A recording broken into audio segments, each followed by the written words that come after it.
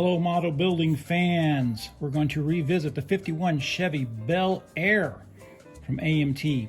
If you remember when I first posted this video last year, it became the most popular thing I've ever done, really. I just wanted to revisit it because I think I gave the impression that I was unhappy with the kit, which at the time I was. But I did go back into it and I was able to fix the problem. And the problem really wasn't the kit. The problem was me, and that I didn't do a piece right. And when you do something wrong, sometimes it can throw the entire thing off. If you remember correctly, the wheels were not lined right. I couldn't get them lined right.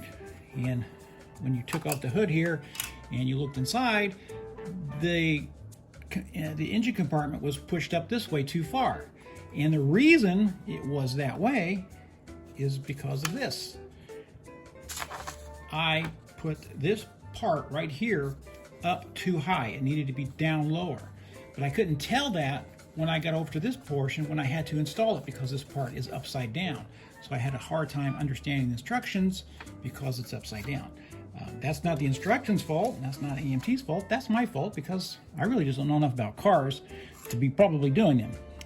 I was building this car to learn how to do the weathering so I could go on and do the Christine, a car that I really like from the movies.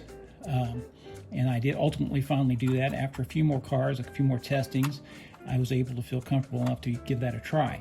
But I am happy with the way the AMT 51 Chevy Bel Air came out, because I went back into it and I think I got it looking pretty cool. I think I like the way that it looks. I wanted it to look like it's a car that someone had kept for many years, and maybe it was sitting in an old garage or something like that, but it was still drivable. And I always enjoy those channels on YouTube where they go out and they find some old car and start it up, put tires on it and drive it off. I just think that's really cool. But like I said, anything I say about a car, I could be wrong, because I get things wrong. I just don't know enough about them. I look at it now. I look at this mistake here.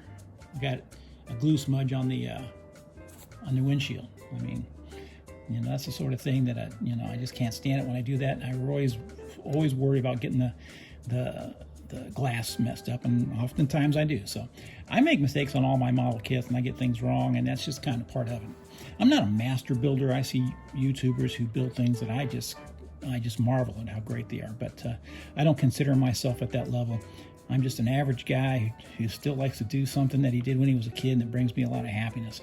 And I get a big thrill out of the fact that for some reason, thousands of people have looked at this model kit and most of the build, because to understand that I didn't like what I had done with it, you have to see it all the way to the end. And it's one of the best viewed videos that I have, which is a testament to this car, because obviously a lot of people want it. You could have built it like a hot rod. They did give me these extra parts that I didn't use them, but those are some really nice tires I might save for something else. And it came with a lot of extra parts for the engine and stuff like that. And here's a bunch of chrome pieces I really didn't use, because I really wanted it to look like it was just stock, and it just was sitting there and someone had just kept it. And I really like the weathering I did on it. I think it came out good.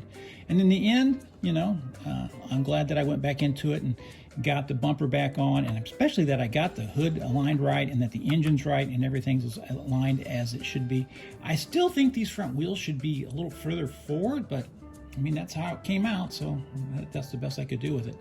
I think their undercarriage looks pretty good. The weathering is nice. So there it is. That's what it came with. That's what I did with it. Just apologies to anyone who felt that I was being a little too harsh on the kit. Or AMT. I built a lot of AMT kits, and they put out some of the best stuff. And I'm just thankful for any kit, even if it comes with flaws and things like that.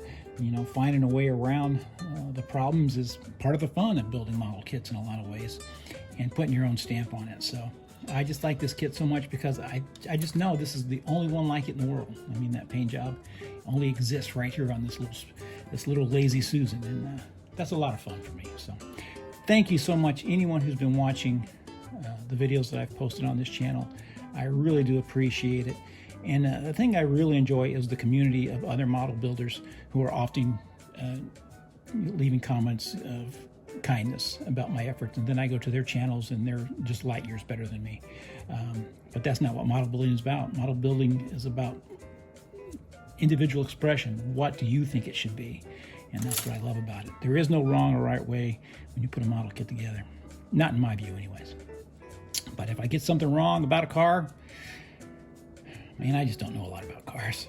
I know the motor user goes in the front, you know, usually has 4 wheels. I know underneath there should be some suspension. But outside of that, I don't know a lot about them. As always, model building is forever. You know, my hope is that young people get involved in this hobby because it's so therapeutic and it's so great. And, you know, you feel like you've really accomplished something when you get a model kit finished. So, as always, thanks for watching and take care.